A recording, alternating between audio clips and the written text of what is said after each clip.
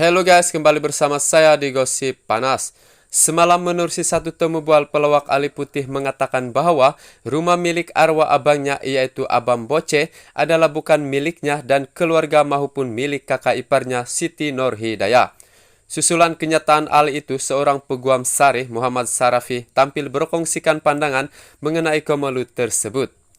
Menurut peguam itu, Ali perlu faham apabila abangnya meninggal dunia, orang yang paling berhak menguruskan harta tersebut adalah Hidayah dan anaknya. Ali kena faham bila arwah abang meninggal dunia hari itu dan arwah ada istri anak lelaki, orang yang paling berhak untuk uruskan harta si mati ialah istri dan anaknya.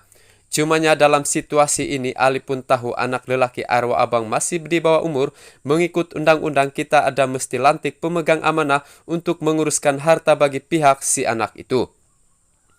Dalam situasi ini Ali kena tahu pada kebiasaannya anak yang belum cukup umur untuk uruskan hartanya sendiri, kita akan lantik ibunya sebagai pemegang amanah untuk uruskan harta bagi pihak anak itu sehingga mencapai usia yang membolehkannya urus hartanya sendiri, tulisnya. Katanya lagi, selagi urusan hal faraid belum selesai, keluarga lain perlu memberi laluan kepada balu si mati dan anaknya untuk tinggal di rumah berkenaan karena bahagian mereka paling banyak.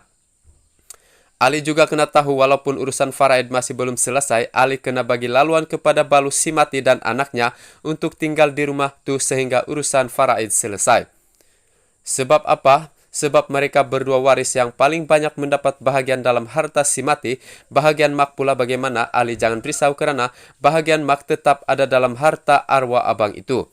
Cuma bahagiannya mak ini tidak banyak, yaitu cuma 1,6 saja daripada baki harta yang tinggal itu. Bakinya semua akan pergi kepada anak lelaki arwah abang kerana anak lelaki ini dia akan menjadi penghalang kepada waris-waris. Untuk terima bahagian faraid si mati, Ali jangan buat susah macam ini. Kita faham sahaja dalam bahagian mak yang 1,6 itu ada bahagian Ali juga, tetapi bahagian itu sangat sedikit kalau nak dibandingkan dengan hak anak istri si mati diterima.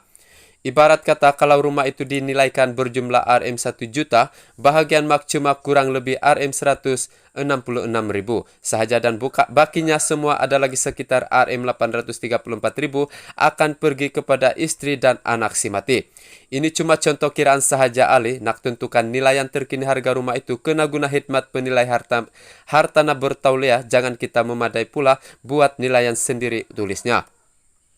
Dalam pada itu, program tersebut turut memberi pesanan kepada Ali bahwa Hidayah serta anaknya tetap ada hak rumah tersebut meskipun urusan faraid belum selesai.